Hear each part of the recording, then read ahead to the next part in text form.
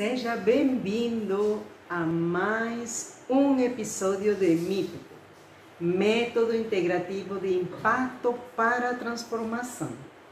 Aqui eu te ensino como lotar a agenda, a iniciar, acompanhar e finalizar um processo terapêutico desde zero. Eu sou Ana Maria Faia, criadora do Método Integrativo IPT. Hoje falaremos sobre as possíveis razões pelas quais um paciente desiste de um processo terapêutico.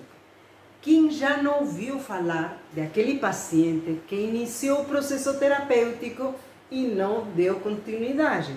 Simplesmente parou de ir à consulta. E por que é importante saber as razões pelas quais um paciente desiste da consulta?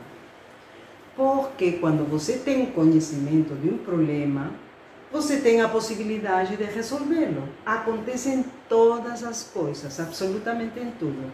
Vamos supor, você, por exemplo, está dirigindo o carro e começa a ouvir um barulho.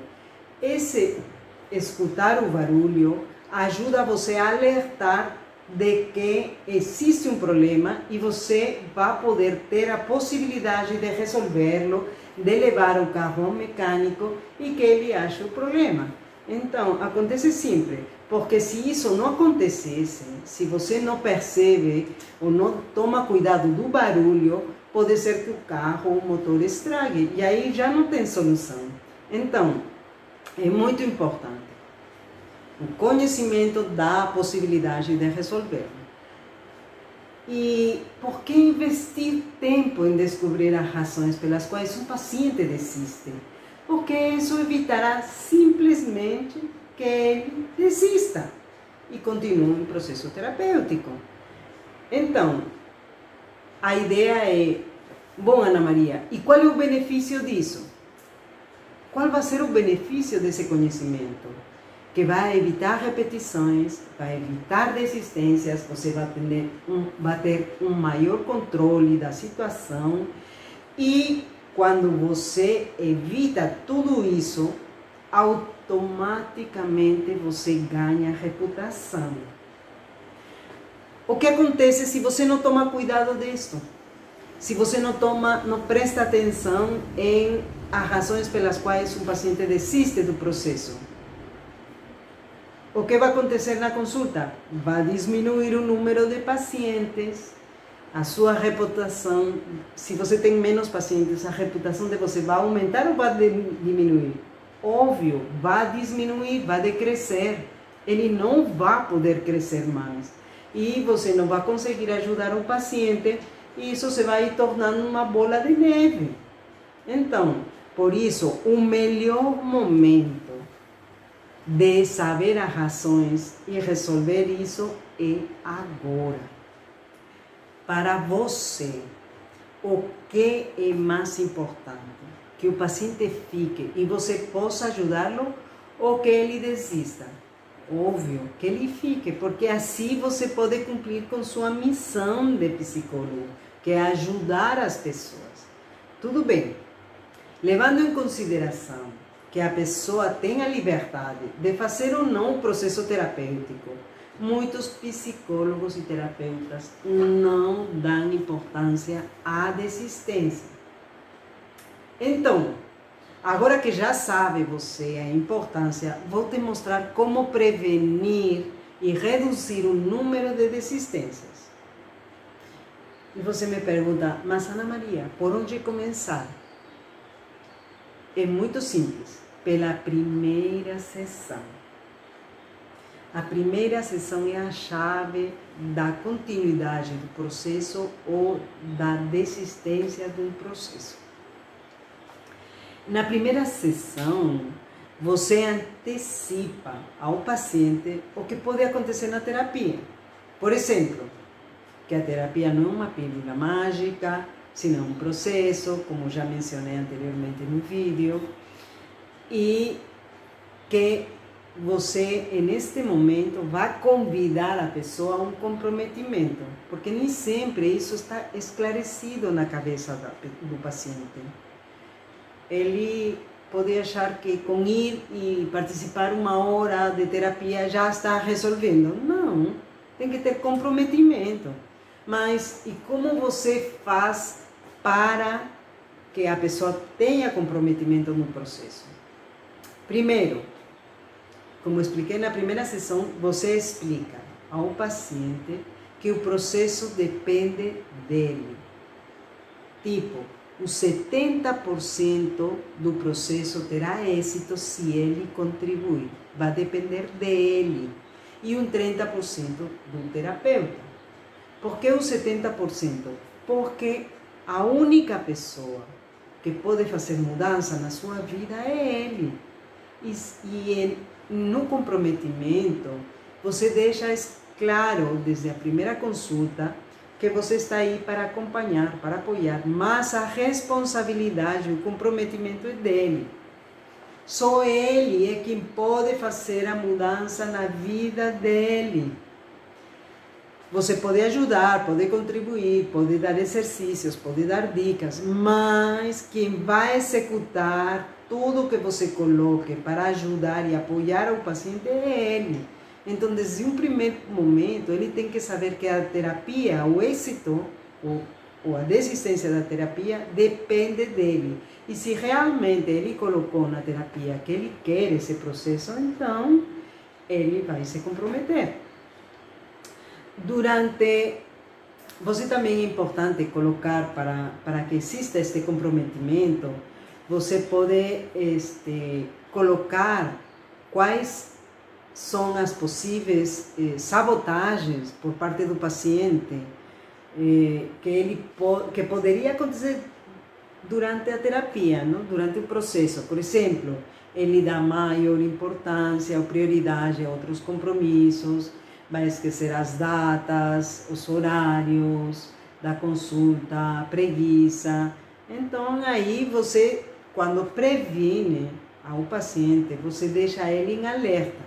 Ou seja, é uma maneira de colocar a ele no comprometimento que ele não pode passar por essas sabotagens, ele mesmo, tudo vai vir em detrimento dele mesmo, porque o processo depende, já você deixou claro que o processo depende uns 70% dele. E também, para gerar comprometimento, é muito importante mostrar que a terapia é importante única e exclusivamente na vida dele, para a vida dele. E ele merece esse tempo. Ele já deu o primeiro passo, que é procurar ajuda. Então, não é suficiente procurar ajuda. É importante que ele se dê como um merecimento da terapia. A terapia depende única e exclusivamente dele, mas porque ele merece, porque ele já quizás ajudou a outras pessoas, quizás já cuidou de outras pessoas, mas hoje é o momento de cuidar-se ele, de atender-se ele, de dar prioridade às situações que ele está vivenciando que não pode resolver sozinho, por isso precisa da ajuda de um psicólogo, um terapeuta. Outro elemento importante que deve ficar muito claro desde a primeira sessão é que durante o processo terapêutico, durante esse tempo que ele esteja trabalhando seus temas, pode se deparar com realidades dolorosas e essas realidades podem levar à tentação de desistir. Realidades dolorosas existem e provavelmente até hoje ele já desistiu para não tocar essas realidades dolorosas. Mas quando você antecipa, ajuda.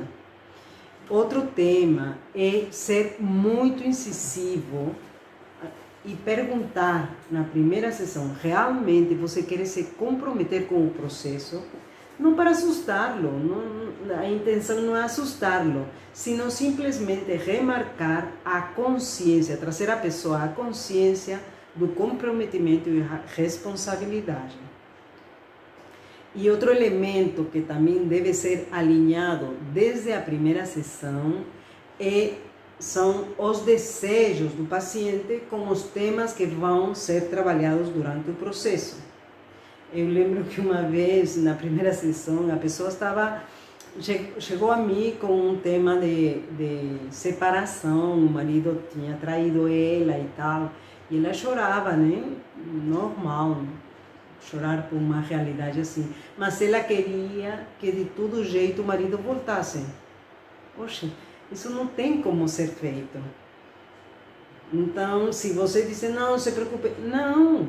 Desde a primeira sessão você tem que dar um choque de realidade no ponto aquilo e alinhar aquilo que você pode fazer e trabalhar em terapia que dependa do paciente e tirar as expectativas que não dependem do paciente. Você não tem domínio sobre outras pessoas e isso é muito importante. Então, a antecipação é muito, muito importante. Por quê? Porque desde o início você evita que o paciente leve surpresas. E isso vai ajudar na desistência. Por exemplo, você está na sua casa, você sabe que no corredor tem uma coluna. Quando você já sabe da existência dela, você não vai bater de frente. Você já sabe contornar, mesmo que não tenha luz, você já sabe contornar, você não vai bater de frente. Enfim, é o primeiro que você ensina uma pessoa, quando uma pessoa é cega, aqui tem isso, aqui tem outro, para que a pessoa vá lidando com as situações e não se surpreenda de realidades que depois fugem do controle. E por quê? Porque depois, se a pessoa não fala desde a primeira consulta, desde o primeiro encontro, todas estas situações que podem vir e acontecer, a probabilidade da desistência é maior. Mas se você fala, toda essa probabilidade é minimizada.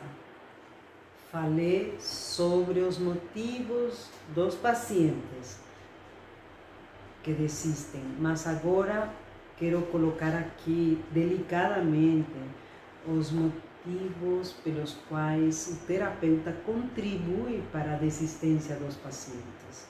Então, um dos motivos é quando o terapeuta prolonga muito o número de sessões.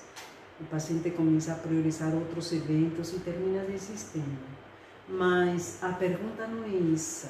A pergunta é por que um terapeuta prolonga muito? Às vezes depende dos estilos de terapia, né?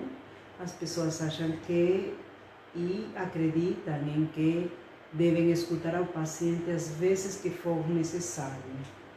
As terapias não têm um direcionamento, cada sessão não tem um direcionamento. Às vezes depende do que o paciente coloca para você trabalhar sobre aquilo. E trabalhar sobre aquilo é escutar a dor ou aquela problemática que o paciente tem. Então, isso prolonga muito o número de sessões. E embora as pessoas se sintam muito bem, muito confortáveis com o terapeuta, tem um bom rapport, tem uma boa empatia, tem um bom feeling, então a pessoa o que faz prolonga tanto as sessões que depois o paciente começa a tomar consciência que isso não está ajudando quizás a ele, né? Então, esse fato de ter tanta delicadeza pelos temas do paciente, tanta delicadeza por parte do terapeuta para ouvir ao paciente as queixas que ele traz, as dores, nem sempre ajuda. Depois, esse jogo se vira contra o terapeuta. Por quê? Porque o paciente sente que o processo é muito longo. Então, não tem como. Outra situação que depende do terapeuta é quando ele não possui ferramentas para ajudar a transformar os processos terapêuticos em resultados mais eficazes e efetivos. Então, esta situação também, como vimos, contribui na desistência. É fato, o psicólogo não tem que saber tudo. nem o fato de ter finalizado uma profissão faça ele dono de um conhecimento vasto. Mas, às vezes, a impossibilidade de ter ferramentas não ajuda. Eu lembro quando eu iniciei este trabalho, minha profissão, o exercício da profissão, realmente eu compreendia muitas coisas, mas não tinha ferramentas que ajudassem a resolver os temas, ajudassem a ajudar o paciente a resolver de forma eficaz e rápida os temas que ele estava colocando para mim. E despertou em mim a necessidade de preparar-me.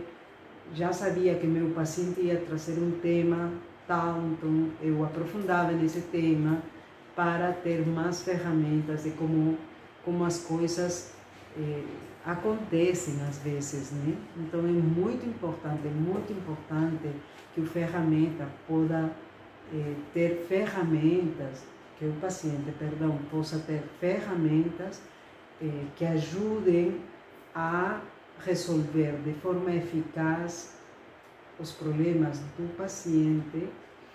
E quando falo ajudem a resolver, não quer dizer que o psicólogo tem que dar a resposta, senão o jeito, a forma de que o paciente enxergue, para que o paciente enxergue o problema e enxergue a solução. Então, isso requer de uma preparação, requer de um esforço contínuo do psicólogo de se ir formando nesses aspectos, certo? Isso é muito importante também, ter cuidado com os terapeutas, de se formarem, de adquirir ferramentas, exercícios que ajudem em todo este processo. Então, o que acontece às vezes quando o profissional não consegue gerar conexão ou empatia com o seu paciente? E aqui eu vou te contar o que ajudaria a você a gerar essa empatia. A primeira coisa é você aprender a se comunicar. As leis da comunicação são básicas, para nós são como o ABC. É necessário, indispensável dentro da profissão. Ter uma escuta ativa. Uma escuta ativa implica muita coisa. Já a gente ouve falar sobre escuta ativa, mas a escuta ativa não só é escutar, é estar presente, é não querer responder quando a pessoa está falando, senão tomar a ideia completa do paciente. É você poder deixar de lado essas preocupações que você traz, que você tem, porque isso às vezes interfere na escuta. Então, a escuta ativa também vai depender de como você faz a leitura corporal do paciente, acolhê-lo com a leitura de você, acolhimento. Outra coisa que é muito importante nesse tema de gerar empatia é você estabelecer de alguma maneira a confidencialidade do tratamento, da consulta, e que você não está aí para julgar, saber se colocar na posição que é a posição de você. Você simplesmente uma pessoa que acolhe, que não está aí para julgar, que você não está aí para condenar, para horrorizar-se, não. É estar aí para acolher do jeito que o paciente é. Pronto, não existe mais disso. Então, estes são temas que ajudam a você poder gerar essa empatia. E provavelmente você já ouviu, já teve aulas disso na universidade, você já sabe isso decorado, mas é importante continuar neste aperfeiçoamento da empatia. Eu não posso explicar isso aqui porque é um vídeo curto, realmente, mas é importante você se preparar, se formar, e procurando como melhorar cada vez mais. de um jeito que você seja esperto em ter empatia com seu paciente. Por exemplo, eu vou colocar aqui uma das coisas que eu, às vezes, faço na terapia para evitar a desistência dos pacientes. Eu peço a eles listar as situações ou realidades que podem a ele levar a desistir do processo terapêutico. E as pessoas listam, é um exercício simples, não leva muito tempo. E eles listam as situações que podem levar a eles a desistir. Umas pessoas colocam tema de dinheiro, outras pessoas colocam tema de marido, os filhos, questão de tempo, questão, enfim. E o que acontece? Quando eles listam, traz à consciência o que eles utilizam para se sabotar. Então, é um exercício de antecipação, porque quando você antecipa e acontece isso de fato, a pessoa se liga que é uma justificativa para evitar ir à terapia, quando o propósito dele é querer resolver o problema. Então, às vezes isso acontece muito inconscientemente, mas você pode ajudar o paciente a trazer na consciência, no processo da terapia, essa lista.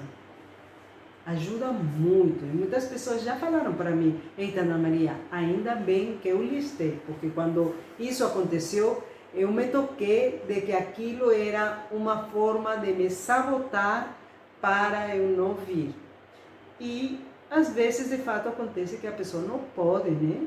Porque quando a pessoa tem filhos, imprevistos acontecem e não é nada. Mas se a pessoa está ligada, está conectada, está atenta, é consciente que não é por sabotagem, senão porque é uma causa real, não acontece nada. A pessoa não desiste do processo, mas remarcar a consulta no momento da cancelação é importante. Pronto, você não pode agora. Quando se pode?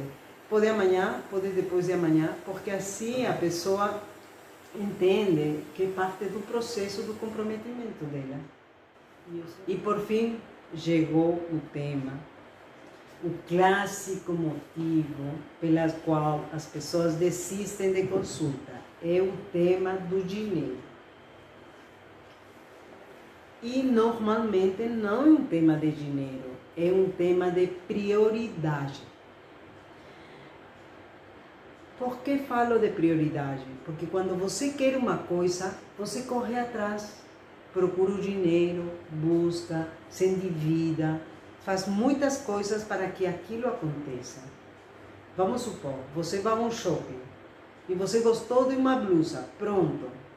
Essa blusa, não, eu gostei demais dessa blusa, mas você não tem dinheiro, mas eu gostei. Isso faz o quê? Que a pessoa abra a mão, se endivide, bote o cartão e compre aquilo que quer. Porque a motivação e a prioridade nesse momento é querer ter essa blusa. A mesma coisa acontece com a terapia, que às vezes as pessoas utilizam de desculpa não ter dinheiro. E não é assim. Quantas vezes nós já vimos pessoas que falam que não tem dinheiro, mas tem dinheiro para beber, mas tem dinheiro para viajar, tem dinheiro para outras coisas, porque essas se tornam prioridades na vida dela. Mas se a consulta é uma prioridade, é importante falar para o paciente que não é um tema de dinheiro, é um tema de prioridade na vida dele. Prioridade quer dizer querer, prioridade quer dizer ter a capacidade de sacrificar-se em outras coisas para poder atingir e alcançar aquilo que você quer. Prioridade quer dizer que eu quero, eu vou e eu faço. Então, esse tema que utilizam os pacientes como desculpa de não ter dinheiro não é real, é irreal. E outra coisa que também utilizam um tema de tempo. Não tenho tempo, trabalho tanto, que não sei o quê. Mas começa a adoecer por todas partes. E o que é mais importante? Ter uma cura na saúde emocional que vai potencializar todas as outras áreas da vida nas quais ela está apresentando dificuldade, ou falar que não tem tempo. Eu acho que a pessoa, o terapeuta, tem que ajudar a trazer a consciência ao paciente que ter tempo e procurar dinheiro para a terapia é uma prioridade na vida dele, se ele quer resolver as coisas que está apresentando e está gerando conflito e problema na vida da pessoa. Agora, mesmo que você, depois de considerar todas estas dicas que eu coloquei aqui, todas estas variáveis, pode acontecer que às vezes o paciente não esteja pronto para resolver sua dor. E é uma variável que fuge de nossas mãos, das nossas mãos. E então teremos que respeitar essa decisão. Mas se você levar em consideração e aplicar todas estas dicas que eu coloquei aqui, diminuirá o número de desistências do consultório, de desistências de seus pacientes a abandonar a consulta. Isto ajudará você a ter mais estabilidade, conseguir finalizar os processos e que seus pacientes fiquem contentes com todo o que conquistaram durante a consulta. E se você ficou até aqui, quer dizer que este conteúdo foi relevante para você. Desejo realmente que minhas dicas tenham ajudado a melhorar e ajudem a melhorar mais nas suas consultas. Se este conteúdo foi útil para você, deixa seu comentário. Ou se você tem alguma dúvida ainda, faça sua pergunta, que eu prometo, me esforçarei ao máximo para respondê-las. Eu sou Ana Maria Faia e esse foi mais um episódio do MIPT, Método Integrativo de Impacto para a Transformação. Até a próxima!